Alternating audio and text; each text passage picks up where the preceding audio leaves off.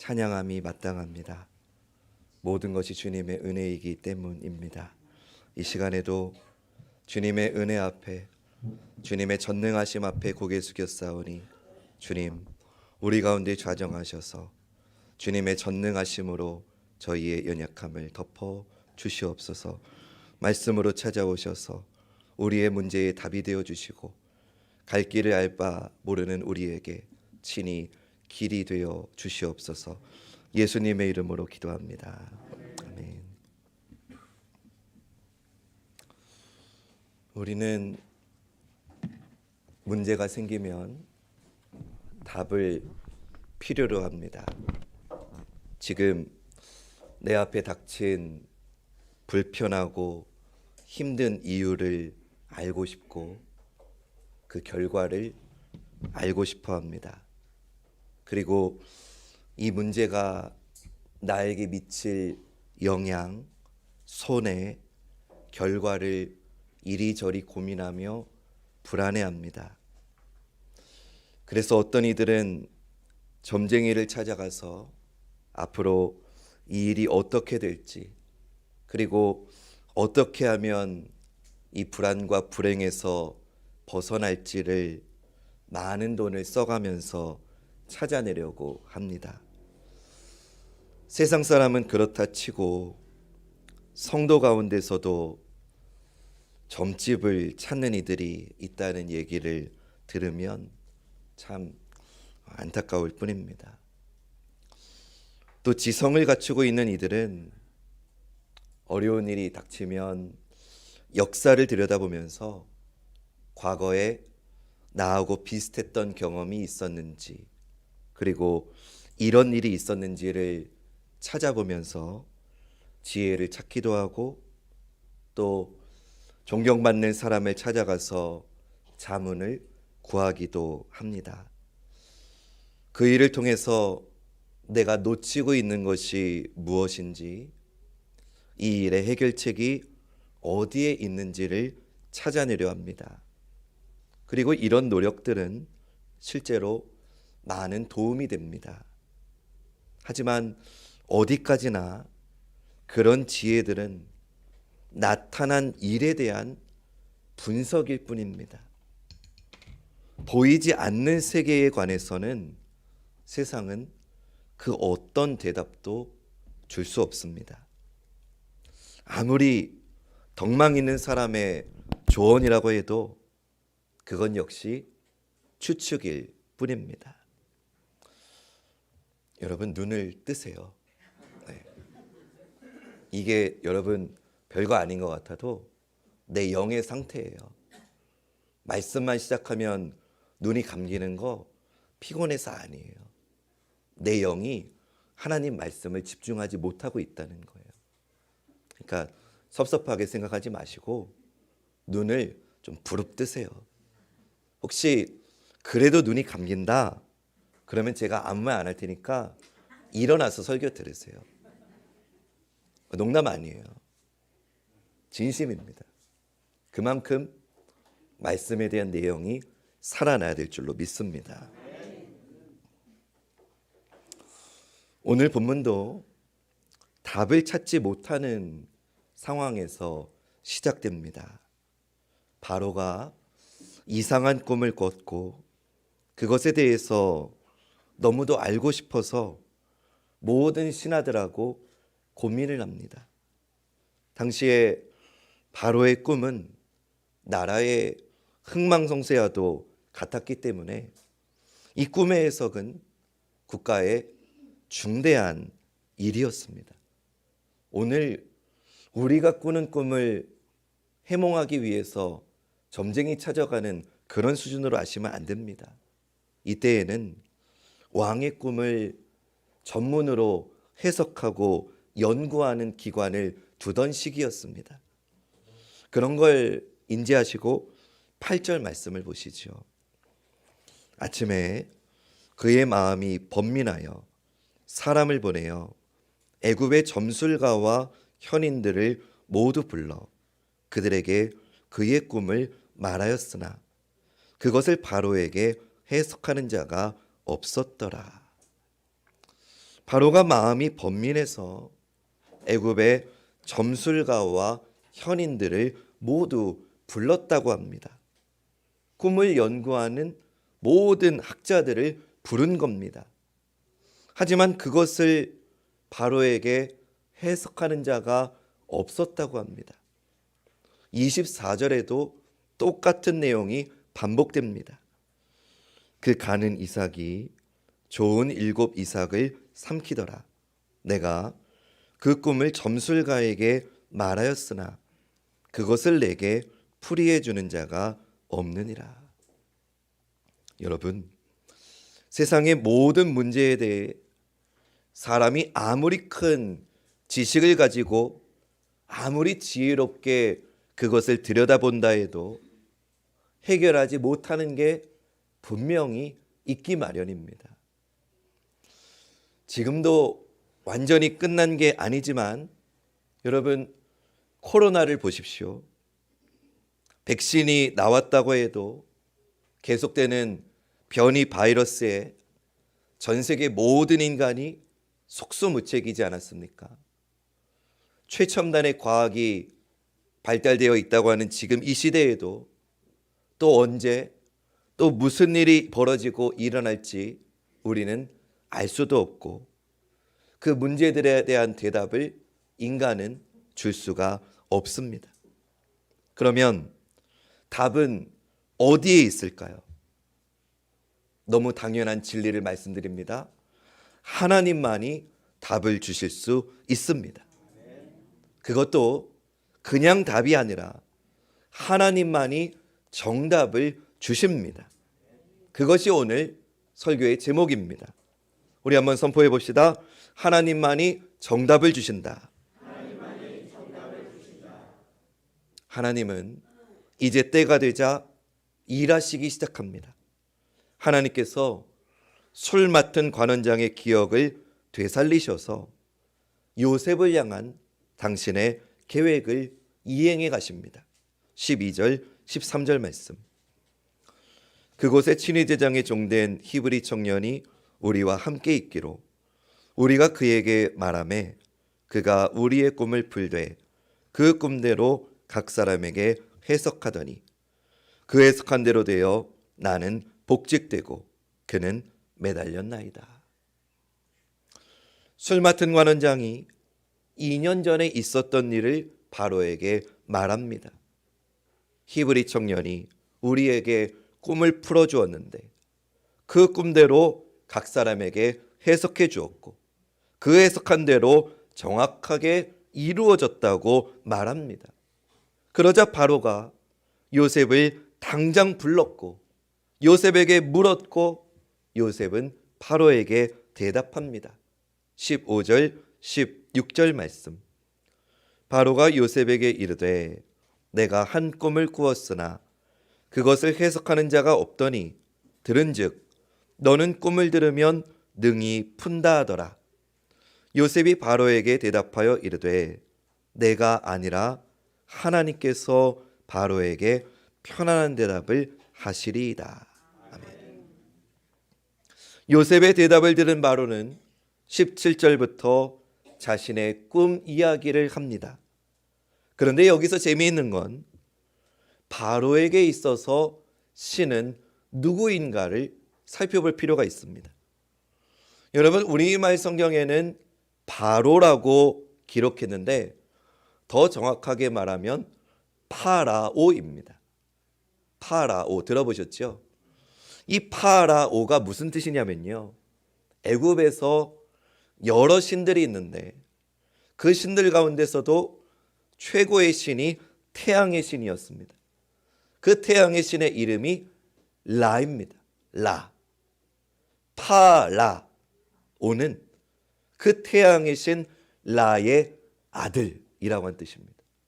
파라오, 라의 아들. 그러니까 바로는 곧 신입니다. 바로는 인간이 아닙니다. 바로는 애굽의 신입니다.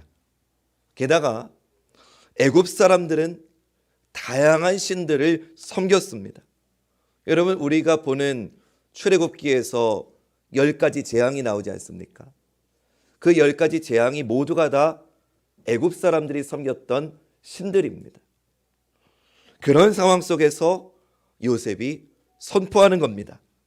바로 당신도 아니고 애굽의 다른 신들도 아니고 하나님께서 당신에게 편안한 대답을 하시리이다. 요셉의 이 말에 모든 신하들이 놀랐을 겁니다. 아니 도대체 저 노예가 무슨 말을 하는지 알아듣지도 못했을 겁니다.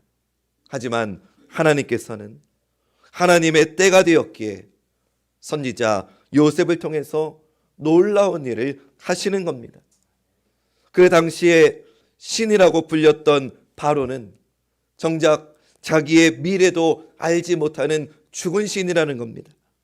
한낱 노예에 지나지 않는 이 요셉이 말하는 들어보지도 보지도 못한 여호와 하나님만이 지금의 이 문제를 풀 수 있었던 겁니다. 게다가 당대의 최강대국을 이끌어가는 자기들은 전적으로 이 노예를 의지할 수밖에 없었습니다. 그래야 문제가 해결받을 수 있었습니다. 그런 상황에서 요셉은 자기를 통해서 바로에게 말씀하시는 하나님의 편안한 대답을 고백하는 겁니다. 하나님만이 세상 모든 것의 창조주이십니다. 그분만이 세상의 모든 것을 주관하십니다. 하나님만이 미래를 주관하시는 분입니다라고 요셉은 선포한 겁니다. 요셉의 이 선포는 바로의 그 화려한 궁정 가운데서 울려 퍼지는 하나님을 향한 영광의 찬송이었습니다. 대제국의 위엄과 무시무시한 통치자의 한가운데 있다 할지라도 믿음으로 선포하는 하늘의 고백이었습니다.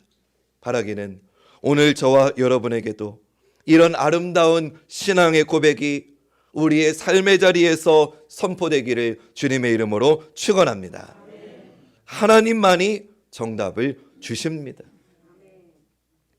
요셉의 인생에 있어서 그가 당했던 고난에 대해서도 하나님은 매 순간마다 답을 주고 계셨습니다. 형들에 의해서 한순간에 노예로 팔렸을 때에도, 노예에서 한순간에 보디발의 가정총무가 되었을 때에도, 그러나 또다시 억울하게 감옥에 갇히게 되었을 때에도, 술 맡은 관원장에게 부탁을 하고 기다리고 있었던 때에도 그 모든 것이 하나님이 주신 답이었습니다. 이 모든 과정 가운데 요셉이 계획해서 이루어진 일은 아무것도 없습니다. 오직 하나님께서 한치의 오차도 없이 정확하게 이루어 가시는 하나님의 답이었습니다. 우리 이것을 믿으면서 14절 본문을 앞에 화면 보시면서 큰 목소리로 읽어보겠습니다. 시작.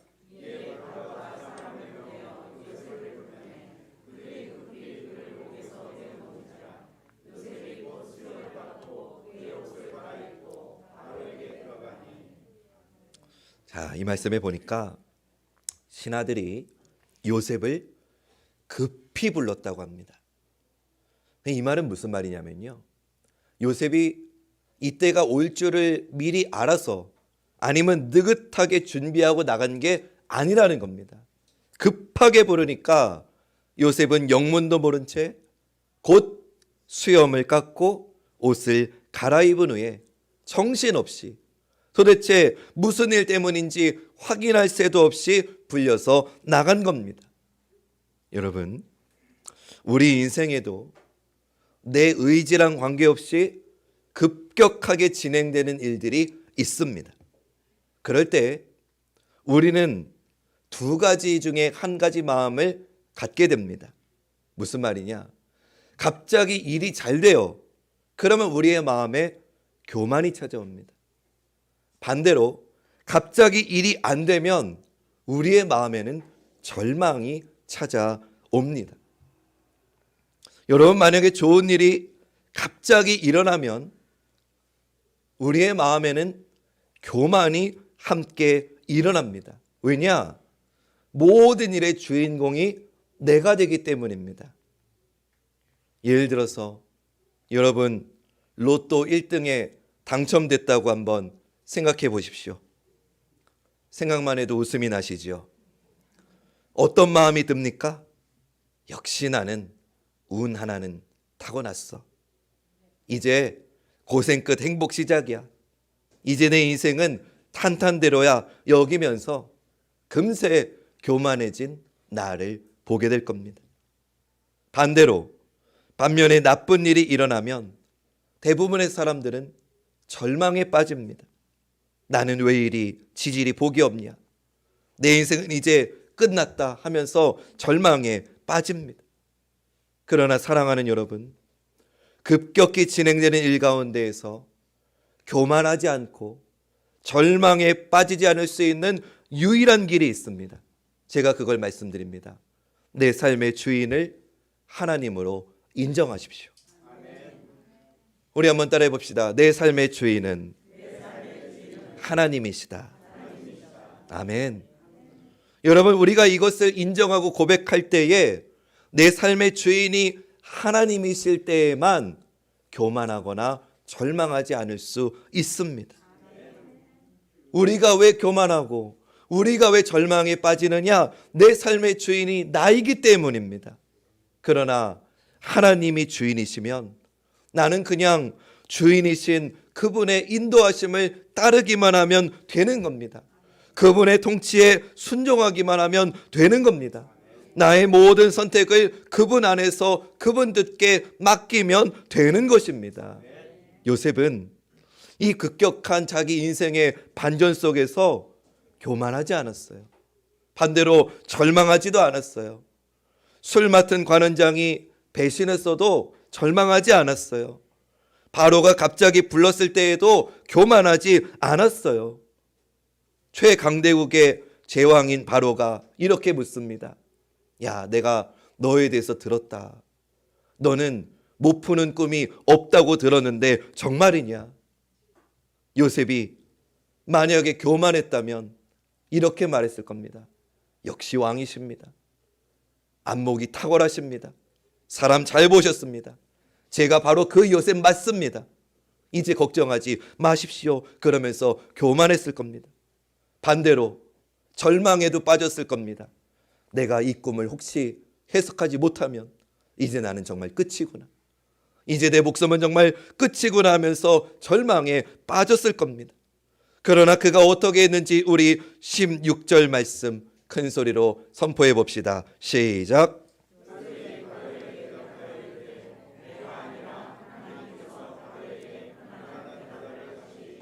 아멘.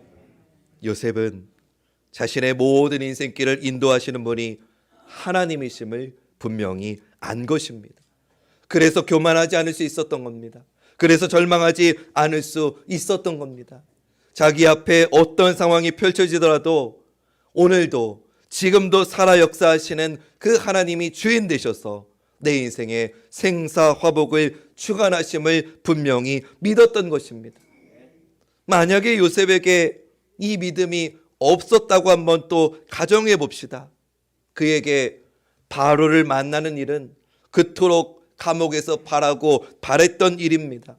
매일매일 순간순간마다 간수장이 자기 이름을 부르는 것을 상상했을 겁니다. 기다리고 기다리던 날이 왔을 때 그가 그동안 견뎌왔던 13년의 세월이 주마등처럼 스쳐 지났을 겁니다. 마음으로 이런 생각 들지 않았을까요? 됐다, 이제 바로의 꿈을 해석만 하면 나는 이제 이 지긋지긋한 노예 생활에서 끝났다라고 하는 희망을 스스로 가졌을 겁니다. 반대로 어떻게든 내가 바로의 마음을 얻어야 된다. 혹시라도 그 꿈이 나쁘다 할지라도 절대로 나쁘게 해석하지 않고 좋게 해석해서 일단 나부터 풀려나고 보자. 그런 생각을 하지 않았겠습니까? 내가 그의 앞에 섰을 때에는 말 한마디라도 신중하게 해서 혹여라도 그의 눈에 어긋 보이는 일이 없도록 해야겠다고 생각하지 않았겠습니까? 그러나 오늘 본문 어디를 봐도 아무리 눈을 씻고 찾아봐도 요셉의 그런 인간적인 행태는 보이지 않는다는 겁니다. 요셉은 바로의 마음을 얻기 위해서 노력하지 않았습니다. 오히려 그가 집중하고 있는 것은 오직 하나님뿐이었습니다.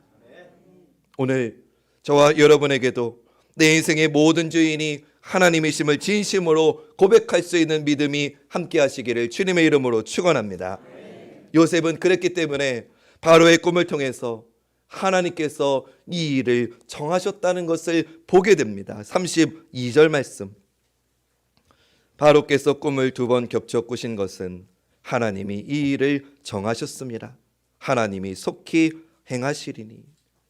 그렇습니다. 요셉은 자기의 정체성이 하나님의 말씀을 대언하는 선지자라는 걸 분명하게 인식하고 있었던 겁니다. 25절 말씀.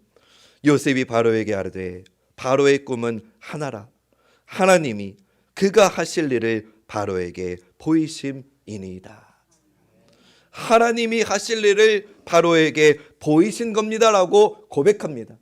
여러분, 이건 굉장히 중요한 고백입니다. 왜냐하면요, 바로에게 풀려나간 이 때를 요셉은 절대로 자기가 풀려날 기회로 여기지 않았다는 겁니다. 하나님이 일하시는 때임을 믿었던 겁니다. 쉽게 말하면 요셉은 하나님을 이용해서 자기의 이익을 취하려고 하지 않았다는 겁니다. 다시 말씀드립니다. 요셉은 하나님을 이용해서 자기의 바람, 자기의 목적, 자기의 소원을 이루려고 이용하지 않았다는 것이 오늘 굉장히 중요합니다. 사랑하는 여러분, 하나님께서 오늘 본문의 요셉을 통해서 우리에게 이것을 요구하시는 겁니다. 우리가 주님께서 택하신 하나님의 자녀임을 여러분 믿으시지요? 여러분은 세상을 향해서 답을 주라고, 답을 알지 못하는 세상을 향해서 답을 주라고 하나님이 여러분의 삶의 자리로 보내신 말씀의 선지자임을 믿으시기 바랍니다. 그러면 하나님께서 왜 우리를 부르셨느냐? 우리는 세상에 답을 주라고 부름받은 줄로 믿습니다. 우리 선포해 봅시다. 우리는 세상에 답을 주라고 부름받았다. 오늘 저와 여러분, 우리가 여기 있는 이유는 답을 알지 못하는 세상을 향해서 우리의 삶으로 하나님의 답을 주라고 우리를 부르신 겁니다. 근데 우리는 착각하죠. 하나님을 이용해서 내 욕심을 채우려고 합니다. 하나님을 이용해서 내 편안함을 추구하려고 합니다. 그래서 내 목적이 이루어지지 않으면 언제든지 교회에 떠나갑니다. 내 바람이 이루어지지 않으면 언제든지 하나님을 외면합니다. 여러분, 우리는 하나님을 이용하는 존재가 아닙니다. 하나님을 이용하려고 교회에 나오는 게 아닙니다. 우리는 세상에 답을 알지 못하는 세상에, 인생의 답을 찾지 못하는 세상 사람들에게, 그래서 신음하고 그래서 고통받는 자들에게 우리 구주 예수 그리스도만이 유일한 답임을 삶으로 믿음으로 전하는 그리스도인 줄로 믿습니다. 그래서 주님이 우리를 오늘 이 자리에 부르신 겁니다. 여러분을 여러분 삶의 자리에 부르신 이유가 거기에 있는 겁니다. 오늘 이 위기의 시기에 어려움을 당하는 자들에게 유일한 위로는 이 땅을 지으시고 지금도 살아 역사하시는 하나님뿐이심을 담대하게 선포하는 저와 여러분 되기를 주님의 이름으로 축원합니다. 인생을 살다 보면 어려움을 수없이 만납니다. 30대 때면 제일 힘든 줄 아는데 아닙니다. 40대가 더 힘듭니다. 40대보다 50대가 더 힘듭니다. 50대보다 60대가 더 힘듭니다. 60대보다 70대가 더 힘듭니다. 70대보다 80대가 더 힘듭니다. 한중일 장로님, 제 말이 맞지요? 여러분, 이게 우리 인생이에요. 뭐 하나 넘어가지고 이제 좀 평탄할 것 같은데 아니에요. 또다시 산이 기다리고 있는 게 우리 인생이에요. 대학 가면 인생 해결될 줄 알았는데 아니에요. 그 다음에 또 산이 있어요. 직장이라고 하는 산이 있어요. 직장 얻으면 끝일 줄 알았는데 아니에요. 결혼이라고 하는 산이 있어요. 우리 인생에 문제가 없어지는 거는 주님 부르심 받는 그날 문제가 없어지는 거예요. 그러니까 우리는 인생 살면서 어려움을 만날 수밖에 없다고요. 근데 그럴 때 어느 순간 정말 무서운 순간이 찾아와요. 이러다 정말 나 죽을 수 있겠다. 이렇게 여겨지는 위기의 순간이 온다고요. 그게 20대에 올 수도 있고 30대에 올 수도 있고 60대에 올 수도 있고 어느 때에 올지 저마다 달라요. 그러나 분명한 것은 이러다 정말 내가 완전히 쓰러질 수 있겠다 싶은 순간이 있다고요. 사랑하는 여러분, 그러나 하나님께서는 오늘 말씀을 통해서 우리가 모든 것이 끝나버린 것 같은 때에도 하나님은 절대로 우리를 내버려 두지 않으신다고 대답하시는 거예요. 하나님은 하나님의 때에 우리에게 편안한 답을 주시겠다고 말씀하시는 거예요. 사랑하는 여러분, 혹시 이 자리 가운데 누구도 알 수 없는 근심과 슬픔 때문에 이제 정말 내 인생은 끝이구나, 정말 이제 내가 버티고 버텼는데 더 이상 못 버틸 것 같아가지고 간당간당하면서 쓰러질 것 같은 분이 계시다면 오늘 주님의 음성을 들으시길 축원합니다.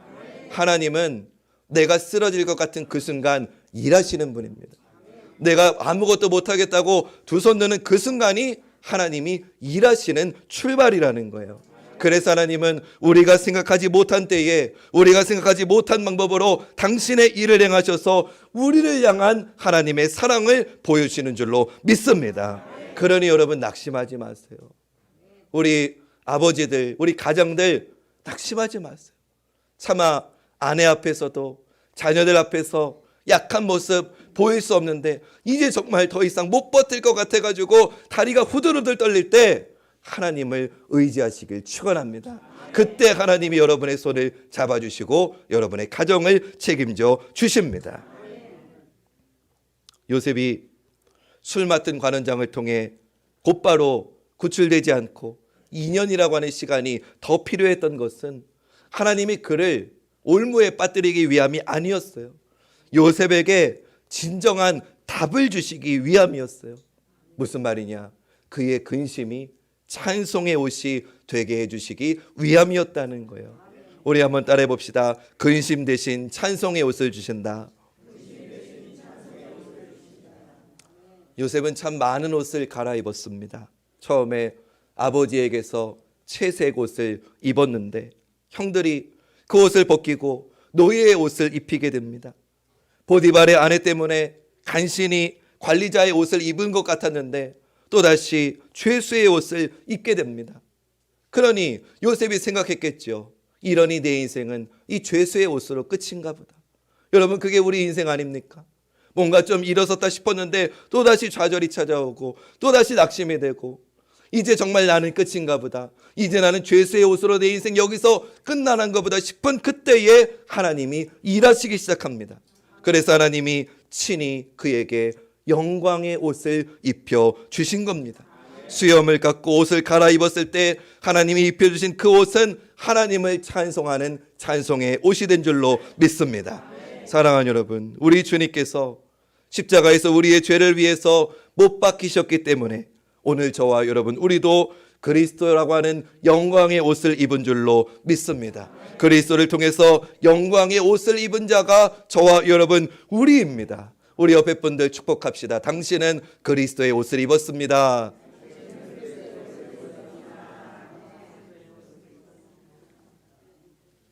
이것을 사도 바울은 갈라디아서 3장 26절 27절에서 이렇게 고백했습니다. 우리 마지막으로 한 목소리로 크게 이 말씀 선포해 보겠습니다. 시작.